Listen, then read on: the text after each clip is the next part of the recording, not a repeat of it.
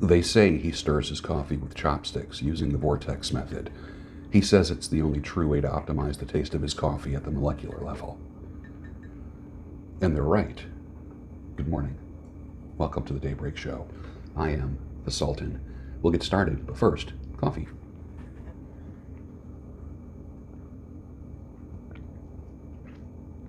Nice. Sumatra.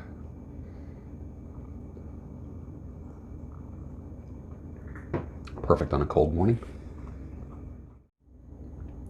Hey, how about that virus? It's something, isn't it?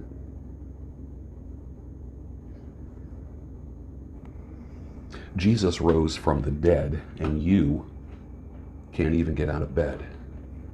Keith Green, 1978. I love that line.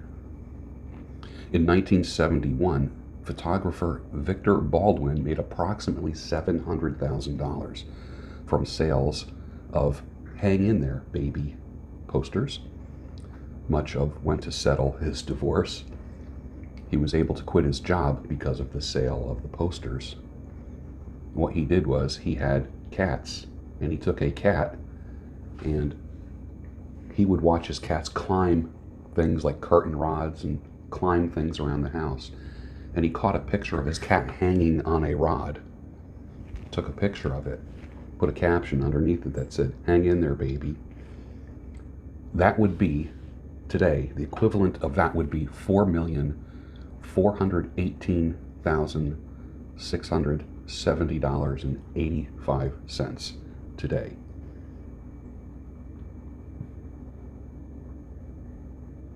Suffering was the only thing that made me feel I was alive. Carly Simon, 1974. Powerful lyric, isn't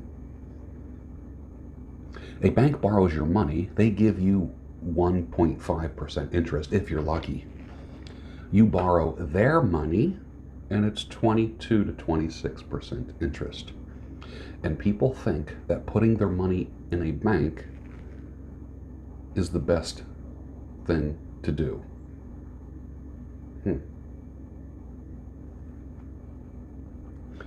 When a man loves a woman, can't keep his mind on nothing else. He'd change the world for the good thing he'd found. Percy Sledge, 1966. Great song, isn't it? Just musically, the composition is absolutely magnificent when a man loves a woman. It's also kind of sad when you look at the lyrics. It shows how love can be a crazy thing. It's almost like insanity. Can't keep his mind on nothing else. Keep your head about you, man. Keep your head on your shoulders. You'll be fine. It's okay to be in love. It's all right.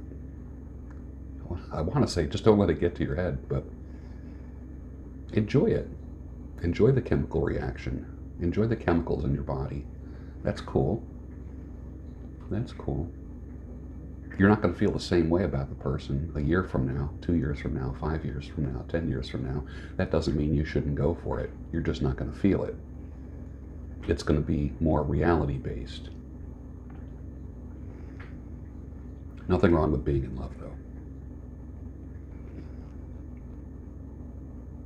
What is everyone's action plan if they decide to make the corona vaccine mandatory? What if they tell you, you have to get the vaccine? What will you do? What if they say your kids can't come back to school? Or you can't go back to college until you get the vaccine?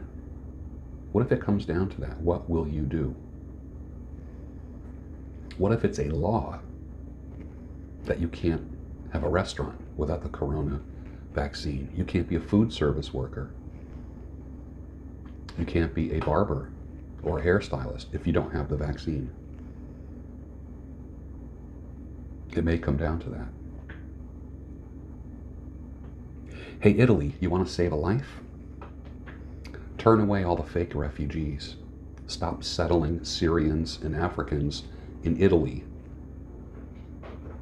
There's your money for the respirators that you need because you're turning people away 60 and older and letting them die.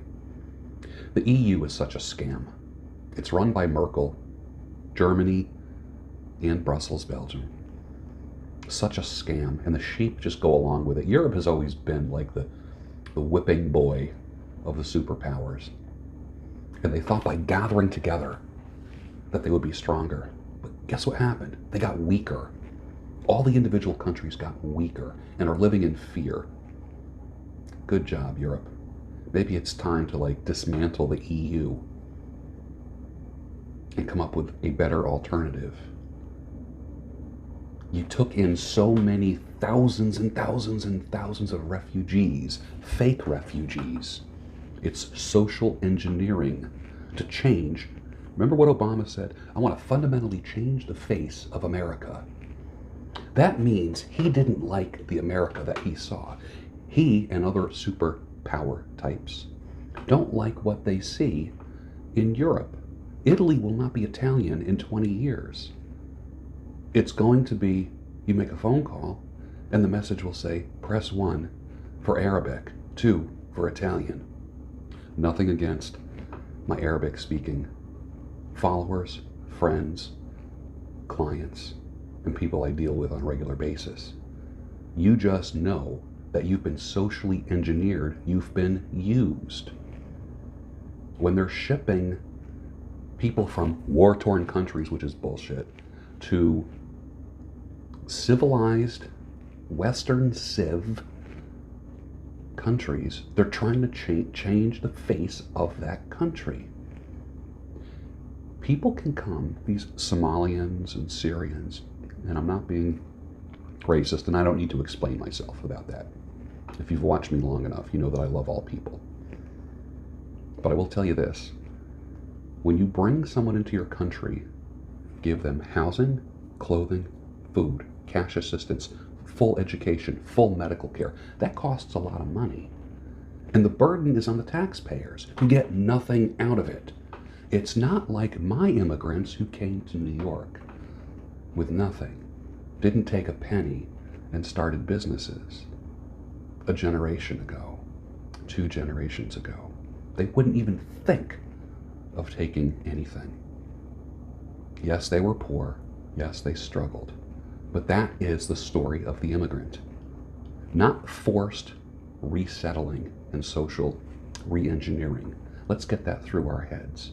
So Italy is allowing people to die because they don't have enough medical care. And someone said, go easy on the doctors. Right here. Look at the bigger picture, Mr. Progressive. Don't try to school me on the chess game. All you're seeing is one layer of chess. It's 4D chess. What you're seeing is a pawn and a chess piece going like this. You're seeing people playing chess like this, when actually the game is 4 layers of chessboards. Someone moves it here, and another one moves something down here, and then someone moves something on this level. It's not one-dimensional. There's bigger things going on than just vaccines and viruses and compassion, which in the common man, usually the liberal, progressive, Democrat, that creates fake compassion, fake outrage. Enough already. We see through the scam. Enough already. So what's happening is they're taking in thousands of refugees from another part of the world, giving them everything they could possibly want. A taxpayer's burden, but yet they use the excuse there's not enough respirators or medical supplies to go around. Nice try, a-hole. Nice try. Sorry. You made this bed, you gotta sleep in it. Citizens of the EU, wake up. You've been played. Big time. Big time. Don't get me going on that. Anyone gonna grow a quarantine beard?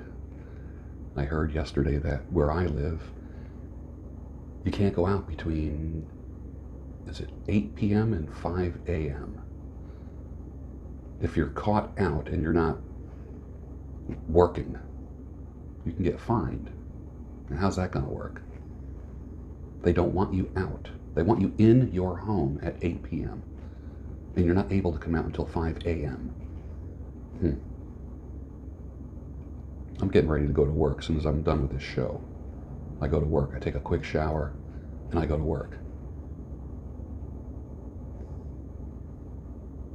Every long-distance relationship is being tested right now, isn't it? I don't care if you're 20 miles or 5,000 miles away from your lover.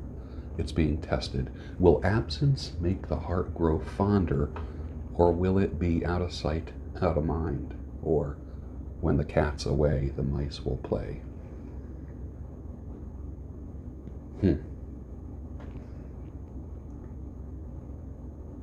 You have to stay home for humanity. 1 month ago, my Italian friends were hashtagging stay home for humanity. Isn't it funny? But refugees don't have to stay home for humanity. Interesting, isn't it? Are you feeling played yet? Well, let me share a little more with you. Hey, Italy, charity begins at home. Take care of your own first. Stop being a weak-willed, spineless country. Enough already, Italy. Enough. Now's your turn at the whipping post. Enough already.